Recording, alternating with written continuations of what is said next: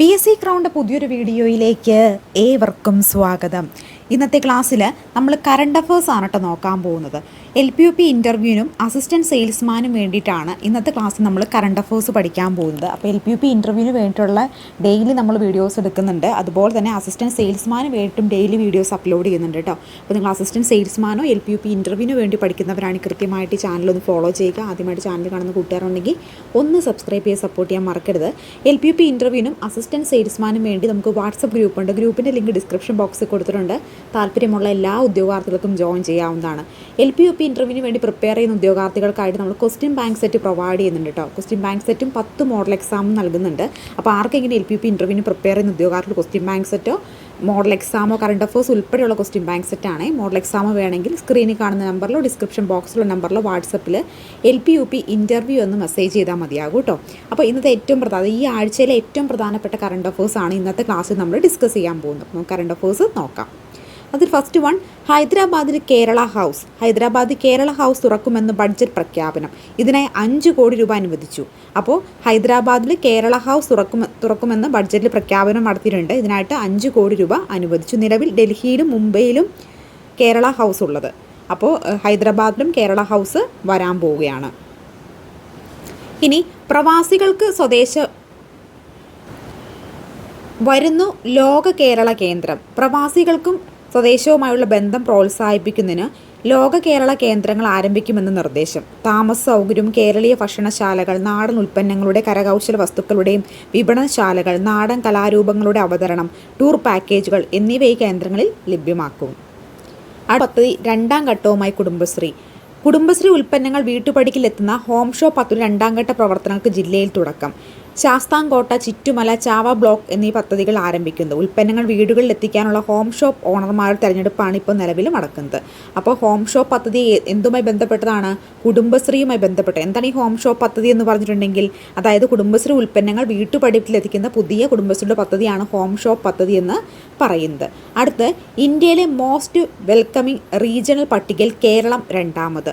പ്രമുഖ digital travel പ്ലാറ്റ്ഫോമായ Booking.comന്റെ 13ാമത് വാർഷിക traveller അവാർഡിൽ 2025 ഇന്ത്യയിലെ മോസ്റ്റ് വെൽക്കമിംഗ് റീജിയണൽ പട്ടികയിൽ കേരളം 2ാമത്. വിനോദസഞ്ചാരങ്ങളിൽ നിന്നുള്ള 360 ദശലക്ഷത്തിലധികം പരിശോധനയുടെ അവലോകനം അടിസ്ഥാനമാക്കിയിട്ടാണ് പുരസ്കാര പട്ടിക തയ്യാറാക്കിയത്. കഴിഞ്ഞ തവണ കേരളം 3ാം സ്ഥാനത്തെത്തിയിരുന്നു. മികച്ച യാത്രാ അനുഭവവും ആതിഥ്യ മര്യാദയും തെരഞ്ഞെടുപ്പിൻ്റെ മാനദണ്ഡങ്ങളുമാക്കി. ലോകമെമ്പാടുമുള്ള സഞ്ചാരികളുടെ കേരളം പ്രിയപ്പെട്ട വിനോദസഞ്ചാര കേന്ദ്രമാകുന്ന തെളിവുകളാണിത്.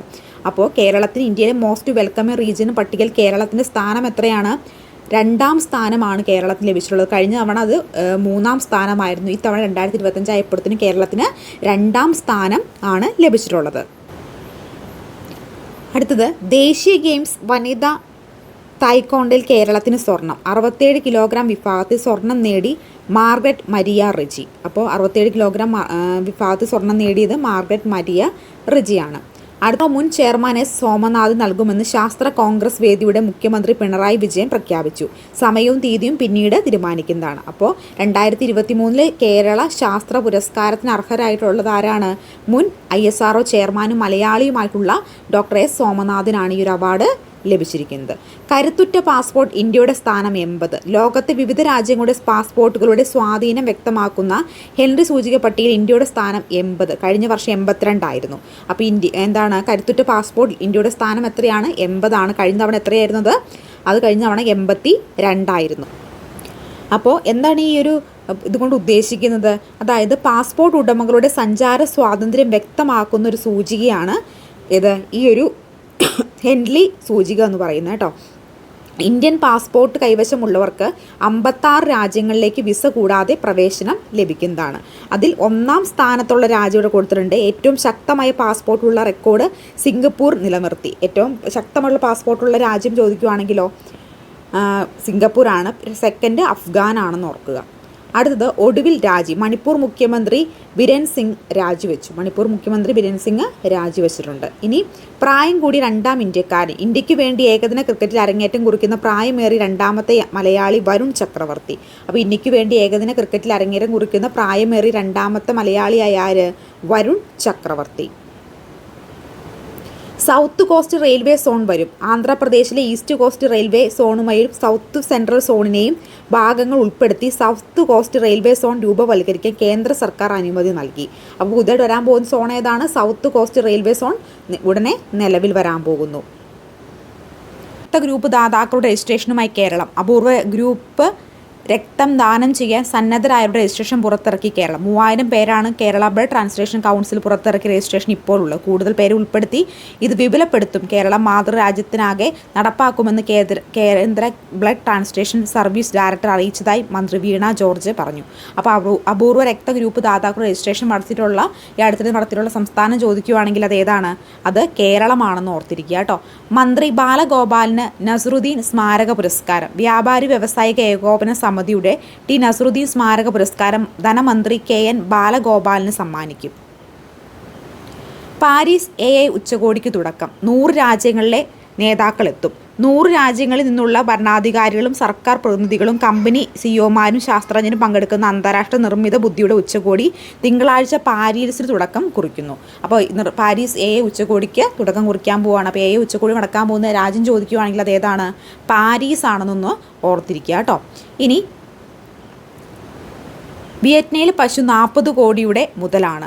ബ്രസീൽ ലേലത്തിൽ 40 കോടി രൂപയ്ക്ക് വിറ്റ നെല്ലൂർ പശു ഗിന്നസ് വേൾഡ് റെക്കോർഡിൽ ഇടം നേടി. അപ്പോൾ ഇതുവരെ വിറ്റിട്ടുള്ള ഏറ്റവും വില കൂടിയ പശു ചോദിക്കുവാണെങ്കിൽ വിയറ്റ്നാം 19 ആണെന്നൊന്ന് ഓർത്തിരുന്നേരെ കേട്ടോ.